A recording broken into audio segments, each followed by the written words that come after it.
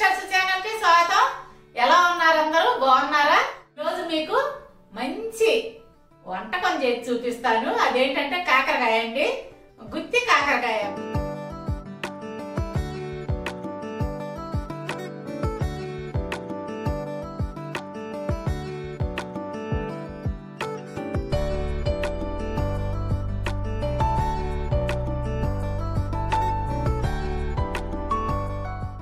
వంకాయ మాదిరిగానే కాకరకాయ కూడా చేసుకోవచ్చు. గుత్తి కాకరకాయ చేసి చూపిస్తాను. చాలా టేస్టీగా ఉంటుంది. అయితే కాకరకాయ అనగానే చేదు అనుకుంటారు, చేదు ఉండదండి. చేదు లేకుండా చేసుకోవచ్చు. ఈ రోజు మీకు చేసి చూపిస్తాను. నేను చెప్పినట్లు చేసుకోండి. బాగా ఈజీగా టేస్టీగా చేసుకోవచ్చు అన్నమాట. ఎలా చేయాలో ఇప్పుడు చూపిస్తాను, చూడండి. సరే బుజ్జమ్మాయి, విన్నారుగా ఫ్రెండ్స్. మా వీడియోస్ మీకు నచ్చినట్టయితే లైక్ చేయండి, షేర్ చేయండి. అలాగే కొత్త వాళ్ళు మా ఛానల్ని తప్పకుండా సబ్స్క్రైబ్ చేసుకోండి. పక్కనున్న బెల్ ఐకాన్ క్లిక్ చేసి ఆల్ అనే ఆప్షన్ ఎంచుకోండి. మేము పెట్టే ప్రతి వీడియో మీకు నోటిఫికేషన్ రూపంలో వస్తుంది. ముందుగా మనకు కావాల్సింది కాకరకాయలు.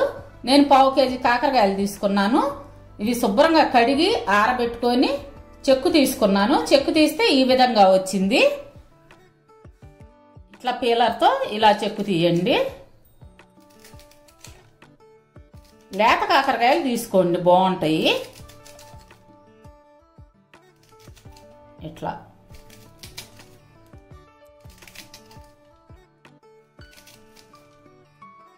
ఇవన్నీ పక్కన పెట్టుకుందాం. ఇలా చెక్కు తీసిన కాకరకాయలు ఇలా ఘాటు పెట్టుకొని అందులో గింజలు ఉంటాయి కదా, ఆ గింజల్ని మనం తీసేయాలన్నమాట.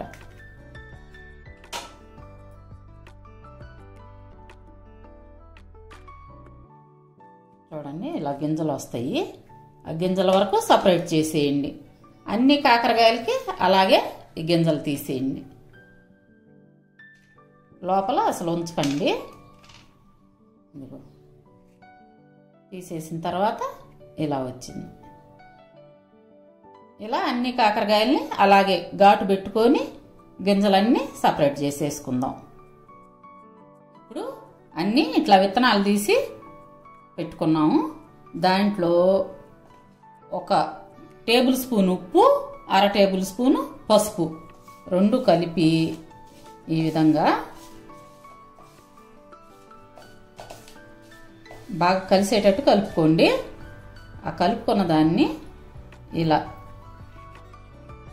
అన్ని కాకరకాయలకి లోపల ఇలా బాగా రాయాలి. మనకి కాకరకాయలు చేదు ఉంటాయి కదా, చేదు ఇరగటం కోసం అన్నమాట. ఈ పైన కూడా ఇలా రాసేయండి. ఇలా అన్ని రెడీ చేసుకున్నాక మూత పెట్టి ఒక అర్ధగంట పక్కన ఉంచేద్దాము. ఈలోగా స్టఫింగ్కి రెడీ చేసుకుందాం. స్టఫింగ్ కోసం 100 గ్రాములు పల్లీలు వేయించి పెట్టుకున్నవి. ఇవన్నీ వేయించి పెట్టుకోవాలన్నమాట, ఆయిల్ లేకుండా. 100 గ్రాములు పల్లీలు, 100 గ్రాములు ఎండు కొబ్బరి, 1 చిన్నుల్లిపాయ, 1 స్పూను జీరా, 2 స్పూన్లు కారం, 1 స్పూను పంచదార, 2 స్పూన్లు తెల్ల నువ్వులు, 1 కాయ నిమ్మరసం పిండి పెట్టుకున్నాను. ఈ నిమ్మరసం పక్కన పెట్టుకుందాం. వీటన్నిటిని మనం మిక్సీలో పౌడర్ చేసుకుందాము. మీరు ఈ పంచదార స్థానంలో బెల్లమైనా వాడుకోవచ్చు. పంచదార ఇష్టం లేని వాళ్ళు బెల్లమైనా వాడుకోండి అమ్మా. ఇప్పుడు ఇవన్నీ పొడి చేసుకుందాం. పంచదార, వెల్లుల్లి, కారం పక్కన ఉంచుకొని మిగిలిన వాటిని ఇట్లా మిక్సీ వేసుకుందాం. అంటే వెల్లుల్లి ఇప్పుడు వేసామనుకోండి మెదగవు అన్నమాట, అందుకోసం. ఇలా పౌడర్ అయిన దాంట్లో ఇప్పుడు వెల్లుల్లి, కారం, పంచదార ఇవి కలిపి ఇప్పుడు ఇంకోసారి మిక్సీ వేసుకుందాం. అందులోనే తగినంత ఉప్పు, పసుపు, చిటికెడు పసుపు వేద్దాం. పసుపు కొంచెం, ఉప్పు మీకు తగినంత వేసుకోండి, మీ టేస్ట్ తగినంత. ఇప్పుడు మిక్సీ పట్టుకున్న పౌడర్లో 1 కాయ నిమ్మరసం, కారం అంతా కలిసే విధంగా బాగా కలుపుకుందాం నిమ్మరసాన్ని. ఇది పక్కన ఉంచుకుందాము. అర్ధగంట తర్వాత ఈ కాకరకాయలు ఇలా వస్తుంది. కొంచెం నీరు ఊరిద్దండి. బాగా ఇట్లా పిండుకొని అయ్యో చేదంతా పోతుందన్నమాట. ఒక ప్లేట్లో పెట్టేసుకుందాం.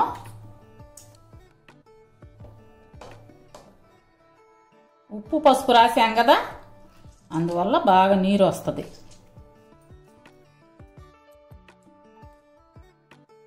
మొత్తం పిండి ప్లేట్లో పక్కన పెట్టుకుందాము.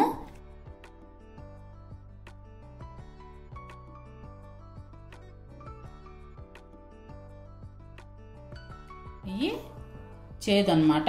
ఇవి పారబోసి ఈ ప్లేట్లోయే వాడుకుందాం. ఇప్పుడు చేదు పిండి వేసిన కాకరకాయల్లో స్టఫింగ్ ఇలా పెట్టుకుందాం. ఇట్లా నిండుగా పెట్టుకోవాలి. ఇట్లా గట్టిగా ప్రెస్ చేసి ఇట్లా పెట్టుకొని ఇలా అట్లా చేయండి. అన్ని కాకరకాయల్లో అలాగే పెట్టుకొని పక్కన ఉంచుకుందాం. ఇప్పుడు స్టవ్ వెలిగించి బాండి పెట్టుకొని 4 టేబుల్ స్పూన్లు ఆయిల్ వేసుకున్నాను. అందులో స్టఫింగ్ చేసుకున్న కాకరకాయలు మీడియం ఫ్లేమ్ పెట్టుకోండి,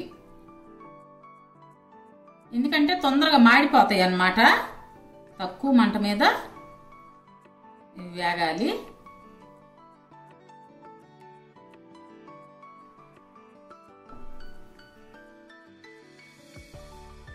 కొంచెం వేగిన తర్వాత చిన్నగా ఈ స్టఫింగ్ పడిపోకుండా చిన్నగా అట్లా టర్న్ చేసుకోవాలి. అట్లా